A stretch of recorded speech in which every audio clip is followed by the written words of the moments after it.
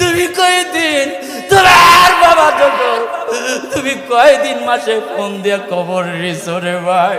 তুমি মার কয়দিন খবর নিয়েছো? বেতন পাওয়ার লগে লগে তোমার মা বাবার কাছে আগে খরচটা পাঠায়া দাও। তুমি জানো না মা, তুমি হাত তুলে যখন তোমার জন্য দোয়া করবে, আল্লাহর কসম করে বলি ওই মা বাবার তোমার মাঝে আর শাসিবের মাঝে কোনো পর্দা থাকে না, সরাসরি ধাক্কা লেগে যায়, কবল হয়ে যায়। এই জন্য বন্ধু রে, মা বাবার জন্য দোয়া করতে ভুল করবে না আমার বেড়া রে।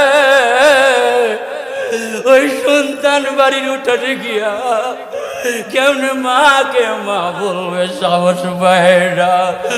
ক্যারের পালার আউলের মধ্যে বসিয়েছে, এমনই সময় সন্ধ্যা বেলা শুনলাম মা হাঁটি হাঁটি পা পা করে লাঠিটা নিয়ে ভর দিয়ে আস্তে আস্তে সুপ্রি ঘরের দিকে আসলো।